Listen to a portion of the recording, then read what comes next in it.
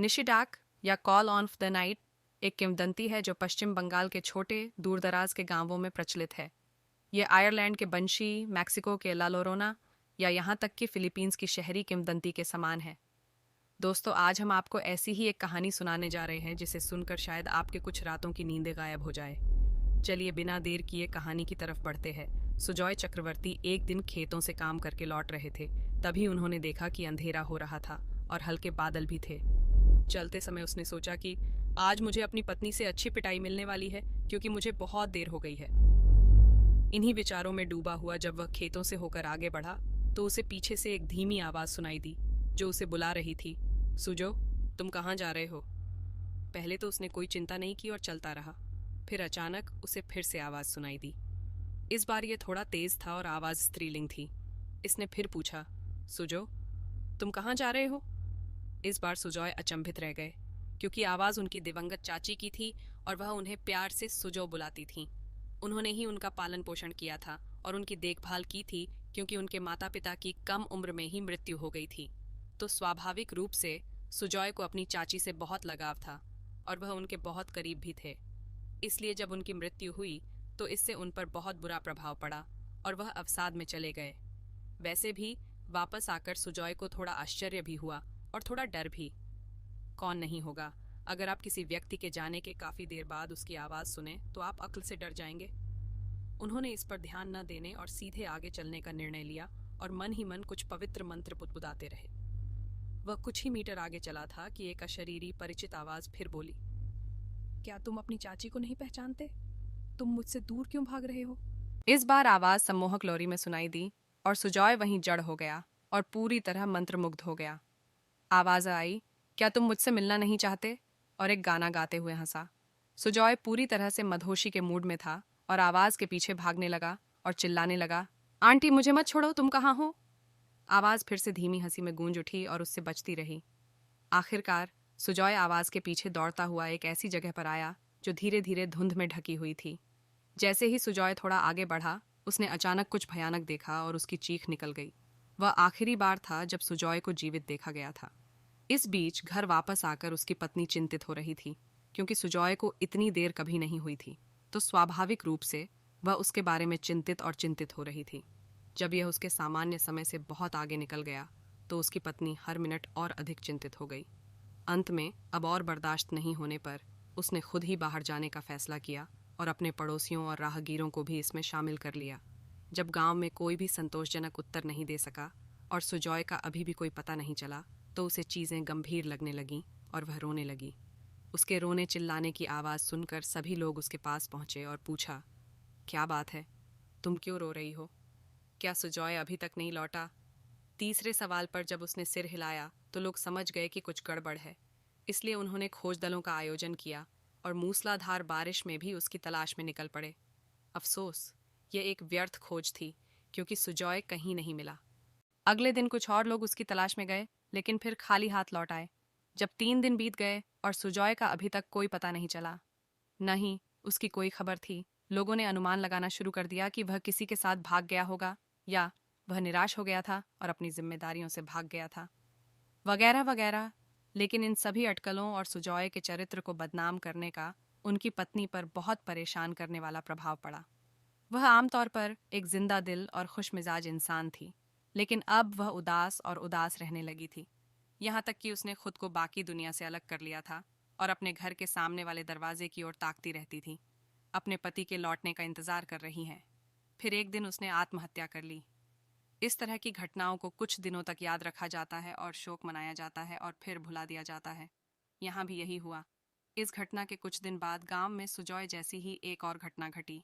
एक अन्य किसान विभूति रॉय एक शाम अपने कुछ दोस्तों के साथ खेतों से लौट रहे थे, जब उनके एक दोस्त ने मजाक में कहा, विभू, यह वही रास्ता है जो सुजॉय ने लिया था और आज भी मौसम अंधेरा और अशुभ है। इसके साथ ही वे सभी हंस पड़े, लेकिन विभूति एक डरपोक आदमी था और छोटी छोटी बातों से डर जाता था, तो स्वाभाविक रूप से वह पीला पड़ गया और बोला, ऐसी बातें इतनी जोर से मत कहो, क्योंकि हमें बहुत देर हो चुकी है और ऐसा लग रहा है कि फिर से भारी बारिश होने वाली है। यह सुनकर उसके दोस्त थोड़ा जोर से हंसे और उसे इतना डरपोक होने के लिए चिढ़ाया। फिर भी उन्होंने इन टिप्पणियों को सहन किया और उनके साथ खेतों में चलना जारी रखा, जब अचानक विभूति को एक गहरी धीमी आवाज सुनाई दी जो अपना नाम पुकार रही थी। विभू, तुम कहाँ जा रहे हो? वह स्वाभाविक रूप से अचंभित हो गया, क्योंकि यह आवाज उसके लंबे समय से मृत पिता की लग रही थी। लेकिन उसने ज्यादा चिंता नहीं की और अपने दोस्तों के बीच चलता रहा और फिर भी उसे बुरे चुटकुले सुनाता रहा। जब उसे फिर से वह आवाज सुनाई दी जो उससे पूछ रही थी कि उनके साथ क्यों जा रहे हो, क्या आप नहीं जानते कि वे हमेशा आपका मजाक उड़ाते हैं और आपके लिए अच्छे नहीं हैं? इस बार विभूति सचमुच आश्चर्यचकित और डरा हुआ था, क्योंकि यह उसके पिता की आवाज थी। जब उसके दोस्तों ने उसे अचानक रुकते देखा तो वे उसके पास गए और पूछा, अरे क्या बात है, तुम अचानक क्यों रुक गए? जब उन्होंने देखा तो वह सिर से पांव तक कांप रहा था और उसकी आंखें डर के मारे इधर उधर घूम रही थीं। वे आश्चर्यचकित हो गए और फिर उससे पूछा, विभू, क्या बात है, तुम क्यों कांप रहे हो? उसने उनकी ओर देखा और कहा, चुप रहो, क्या तुम आवाज नहीं सुन सकते? उसके दोस्त अचंभित हो गए और बोले, कैसी आवाज? तब उसने कहा कि यह मेरे पिता हैं और वह मुझे तुम्हारे साथ दोस्ती करने की सजा देने वापस आए हैं। ये सुनकर उसके दोस्त सचमुच हैरान और आश्चर्यचकित हो गए, क्योंकि वे सभी जानते थे कि उसके पिता का कुछ साल पहले निधन हो गया था और वे सभी उनके अंतिम संस्कार में गए थे। उनके एक मित्र ने तो यहाँ तक कहा, क्या बकवास है, आपके पिता का 2 साल पहले निधन हो गया, वह कैसे वापस आ सकते हैं? फिर भी विभूति ने इधर उधर देखा और अचानक कहा, पिताजी, कृपया उन पर नाराज न हो, वे भोले हैं, मैं उन्हें डांटूंगा। इसके साथ ही वह जोर जोर से चिल्लाते हुए विपरीत दिशा में भागने लगा। पिताजी, कृपया मुझे मत छोड़ो, मैं आपके साथ आ रहा हूँ। उसके दोस्त अब वास्तव में डर गए थे और उसके लिए चिंतित थे और उसे रोकने की कोशिश करते हुए उसके पीछे भागने लगे। लेकिन उसे रोका नहीं जा सका। ऐसा लग रहा था मानो किसी दूसरी दुनिया की ताकत ने उस पर कब्जा कर लिया हो और असामान्य ताकत से उसने अपने दोस्तों की उसे रोकने की कोशिशों को नाकाम कर दिया हो। उसने उन्हें इतनी आसानी से उड़ा दिया मानो वे मक्खियां हों। वहां भी कुछ बहुत अजीब था। ऐसा जान पड़ता था मानो उसकी आंखें जलते हुए अंगारे के गोले हों और वह उन्मत्त होकर दौड़ रहा हो और चिल्ला रहा हो। जैसे ही उसके दोस्तों ने अपना असर संभालने की कोशिश की और उसके पीछे जाने की कोशिश की, तब तक विभू उन्हें काफी पीछे छोड़ चुका था। जब तक वे घने जंगल वाले इलाके में उसके पास पहुंचे, वे केवल विभूति की पतली रूपरेखा और पूरे क्षेत्र को ढकने वाली सफेद धुंध देख सकते थे। उन्होंने उसे पुकारने की कोशिश की, लेकिन वह उनके प्रति उदासीन था। जब वे केवल देख सकते थे कि विभूति ने अपनी भुजाएं ऊपर उठा रखी थीं और एक चीख थी, और फिर कुछ नहीं। अचानक कोहरा छंट गया था और विभूति का कहीं कोई निशान नहीं था। दोस्तों ने इधर उधर तलाश की, लेकिन उसका कोई पता नहीं चला। वे डरे हुए होकर अपने होश खो बैठे और वापस गांव की ओर भागे और सारी बातें बताईं। ग्रामीणों ने तुरंत खोज दल का आयोजन किया और रात भर उसकी तलाश की, लेकिन फिर भी कोई फायदा नहीं हुआ। ऐसी घटनाएं अगले 3-4 महीनों तक जारी रहीं, जब कोई व्यक्ति रहस्यमय तरीके से गायब हो गया और उसका कोई पता नहीं चला। इन सभी गायबियों में एक सामान्य कारक था कि कथित आवाज पर प्रतिक्रिया देने वाला इच्छित व्यक्ति उससे परिचित था, और ऐसा लगता था कि वह आवाज उस व्यक्ति के लंबे समय से मृत परिवार के किसी सदस्य की थी। कम से कम यह सबसे आम धारणा थी और लोग डरे हुए थे, क्योंकि स्थानीय पुलिस भी इस मामले में मदद करने में असमर्थ थी। पुलिस पार्टी द्वारा नियमित गश्त के बावजूद यह घटना बदस्तूर जारी रही। इससे ग्रामीणों को अनिष्ट का डर सताने लगा और गांव के बुजुर्गों के अनुसार निशी वापस आ गई थी। पूछने पर गांव के बुजुर्ग सिर्फ यही कहते थे, चुप रहो, चुप रहो। आपको निशी या रात्रि प्राणी के बारे में पूछताछ नहीं करनी चाहिए, अन्यथा ये आपके लिए भी आएगा। अगर फिर भी कोई टोकता था तो वे अनिच्छा से उस किंवदंती के बारे में बता देते थे जो इतने सालों से गांव और अन्य गांवों में प्रचलित है। ये किंवदंती बहुत प्रसिद्ध और डरावनी थी, और मेरे दादाजी के अनुसार उन्होंने ऐसी एक घटना देखी भी थी। चूंकि वह शहर में रह रहा था, तभी एक दिन उसे गांव में अपने पैतृक घर से एक तार मिला, जिस पर उसे तत्काल ध्यान देने की आवश्यकता थी। पहले तो मेरे दादाजी को थोड़ा आश्चर्य हुआ कि इतने सालों में किसी ने कभी पत्र नहीं लिखा, लेकिन अब किसी ने उन्हें टेलीग्राम किया है। वैसे भी वह वहां गया था और उसे अपने अनुभव के बारे में यही कहना था। एक बात निश्चित है कि मेरे दादाजी अभी भी उस अनुभव को याद करके सिहर उठते हैं, लेकिन किसी तरह उन्होंने बहादुरी से अपनी याददाश्त के गहरे से उस कहानी को सुनाया। उन दिनों यह परंपरा थी कि सभी आगंतुकों का बड़े सम्मान के साथ स्वागत किया जाता था। इसलिए मेरे दादाजी को भी इस अनुष्ठान से गुजरना पड़ा और गांव में उन्हें देखकर हर कोई खुश हुआ, खासकर उनके परिवार के सदस्य और रिश्तेदार। उन दिनों उनके पास बहुत सारे नौकरों और सहायकों के साथ एक विशाल महलनुमा शैली का बंगला था। वैसे भी एक दिन जब वह अपने दोस्तों के साथ गांव में टहल रहा था तो उसे एक घर से रोने और हंगामे की आवाजें सुनाई दी। वह स्वाभाविक रूप से रुक गया और उत्सुक हो गया और अपने दोस्तों से पूछा कि क्या मामला था। उसके दोस्तों ने बस उसका ध्यान घर से हटाने की कोशिश की और उसे जारी रखने का आग्रह किया। फिर भी वह दुख का मूल कारण जानने के लिए कृत संकल्प था। तब उनके एक दोस्त ने कहा, तुम दिल्ली में रहते हो और तुम्हें ऐसी चीजों की आदत नहीं है। जब मेरे दादाजी ने जानने की जिद की तो उनके दोस्तों ने कहा, यह निशी का काम है। स्वाभाविक रूप से उसने इसे पहली बार सुना था और उसकी जिज्ञासा बढ़ी और उसने कुछ और पूछताछ की। उसके दोस्त एक दूसरे की ओर चोर निगाहों से देखने लगे, समझ नहीं पा रहे थे कि उसे बताएं या नहीं। फिर भी उसकी कठोरता को देखते हुए उन्होंने अनिच्छा से उसे निशिडाक या रात की पुकार की कथा के बारे में बताया। उनके अनुसार यह एक सदियों पुरानी किंवदंती थी और यह हर 20 साल में घटित होती थी और 6-7 महीने तक जारी रहती थी। जब उन्होंने पूछा, 7 महीने के बाद क्या होगा, उन्होंने कहा कि यह अचानक बंद हो जाता है। यह सब सुनकर मेरे दादाजी, जो उन दिनों संशयवादी थे, हंसे और उनका उपहास करते हुए कहा, आप सभी ने उच्च श्रेणी की शिक्षा प्राप्त की है और आप अभी भी ऐसी चीजों पर विश्वास करते हैं। उसके दोस्त बस उसकी ओर देखते रहे और कुछ नहीं बोले। फिर एक दिन जब वह अपने घर के सामने बरामदे में अपने एक दोस्त के साथ बैठा शाम की चाय पी रहा था, तभी अचानक उनका दोस्त अवीक बोस कुर्सी से उठ खड़ा हुआ और बड़बड़ाने लगा, माँ तुम कहाँ हो? देखो यहाँ कौन है, और मेरे दादाजी की ओर इशारा किया। मेरे दादाजी अपने दोस्त के व्यवहार में अचानक आए इस बदलाव से स्वाभाविक रूप से आश्चर्यचकित रह गए। तो वो भी उठ खड़ा हुआ और बोला, अरे आप कौन बात कर रहे हो?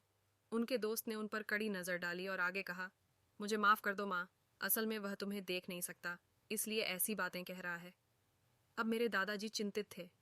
अगर मैं भी इस तरह की स्थिति में होता जहां आपका सबसे अच्छा दोस्त असामान्य और सबसे असामान्य तरीके से व्यवहार करना शुरू कर देता तो मैं भी ऐसा ही करता। इस बीच उसका दोस्त तेज रफ्तार से गांव में घूमता रहा और किसी के अभिवादन का जवाब नहीं दिया। गांव के सभी लोग इस व्यवहार से आश्चर्यचकित थे, लेकिन मेरे दादाजी ने उनसे शांत रहने का आग्रह किया। शायद गांव से 3 मील दूर जंगल में चलने के बाद मेरे दादाजी ने कुछ इतना भयानक देखा कि वह आज भी उस घटना को याद करके कांप उठते हैं। जैसे ही वे जंगल में दाखिल हुए, अचानक पूरा जंगल घने कोहरे से ढक गया। आप चाहकर भी अपने हाथ का अगला भाग नहीं देख पाते। इसलिए वह अपने दोस्त का नाम पुकारने लगा, लेकिन कोई जवाब नहीं मिला। शायद 1 या 2 कदम चलने के बाद वह उस स्थान पर पहुंच गया जहां उसने देखा था कि उसका दोस्त रुका हुआ था और किसी ऐसे व्यक्ति से बात कर रहा था जो मेरे दादाजी को दिखाई नहीं दे रहा था। यहाँ उसने अपने मित्र को एक ऐसी वस्तु से घिरा हुआ देखा जो पूरी तरह से सफेद थी और उसकी रूपरेखा मानव जैसी थी। इससे पहले कि मेरे दादाजी अपने सामने दृश्य दर्ज कर सकें और प्रतिक्रिया दे सकें, इस इकाई ने सीधे मेरे दादाजी की ओर देखा और तिरछी दृष्टि से देखा। उसे अभी भी वे बुरे सपने आते हैं और मैं इस समय कुछ भी करने में असमर्थ होने के उसके आतंक और हताशा की कल्पना कर सकता हूँ। इस प्रकार उन्होंने इकाई का वर्णन किया। उसकी आंखें कोयले की लाल गांठें जला रही थीं और ऐसा लग रहा था कि वह मेरे दोस्त को जिंदा निगल जाएगा, और मैं कुछ नहीं कर सका क्योंकि मैं डर से वहीं पर जड़ हो गया था। जिस तरह से उन्होंने उस भयानक दृश्य का वर्णन किया, उससे मेरी रीढ़ में भी सिहरन पैदा हो गई, क्योंकि मैं वस्तुतः पूरी चीज अपनी आंखों के सामने देख सकता था। मेरे दादाजी को अगले ही पल याद आ गया कि उनके दोस्त ने एक भयानक चीख मारी और वह बेहोश हो गए। अगले दिन मेरे दादाजी जंगल में जमीन पर बेहोश पड़े मिले। वह अपने परिवार के सदस्यों द्वारा आयोजित एक खोज दल द्वारा पाया गया था। जब उसे होश आया तो सबसे पहले उसने अपने दोस्त के बारे में पूछा, लेकिन गांव के बचाव दल ने हैरानी से उसे देखा और उसने पूरी घटना पर चुप रहना ही बेहतर समझा, क्योंकि वह जानता था कि एक शहरी व्यक्ति होने के नाते ये कुछ ऐसा था जिस पर दिल्ली में कोई भी विश्वास नहीं करेगा। हालांकि उनमें अलौकिक और अपसामान्य सभी चीजों के प्रति गहरा सम्मान और भय विकसित हो गया। उन्होंने अपने जीवन में बाद में इन विषयों पर शोध भी किया और विशेषज्ञ बन गए। तो यह थी निशिडाक या call on off the night की कहानी और किंवदंती। मैं अभी भी थोड़ा सशंकित था और इसके बारे में पूछताछ करना चाहता था। तभी अचानक हमने तेज आवाजें सुनी और लोग रोते हुए किसी से न जाने का आग्रह कर रहे थे। जब मैंने पूछा कि यह हंगामा किस बात पर है, मेरे दादाजी ने मुझे चुप रहने की चेतावनी दी और मुझे नीचे ले गए। अगले दिन मैंने सुना कि पड़ोस में सुबह सुबह कोई मर गया। जब मैंने अपने दादाजी से इसके बारे में पूछा तो उन्होंने केवल इतना कहा कि निशी ने इसके शिकार का दावा किया था। यह कुछ अजीब था और मैं इसके बारे में और जानना चाहता था, लेकिन मेरे दादाजी ने इसके बारे में और कुछ भी कहने से इनकार कर दिया। इसमें केवल एक बात थोड़ी अजीब थी कि मुझे भी शाम को पड़ोसी को बुलाने वाली एक धीमी आवाज़ सुनाई देती थी और इसने मेरी रीढ़ को एक बार फिर से ठंडा कर दिया। हालांकि मैंने इसके बारे में चुप रहना ही बेहतर समझा, लेकिन फिर भी यह एक पहेली है जो आज तक अनसुलझी है। बहुत से लोग आज भी इस किंवदंती को मानते हैं। दोस्तों, कहानी इतनी ही थी। कहानी आपको कैसी लगी हमें कमेंट में बताइए, और कहानी आपको अच्छी लगी हो तो एक लाइक और एक सब्सक्राइब करना ना भूलें।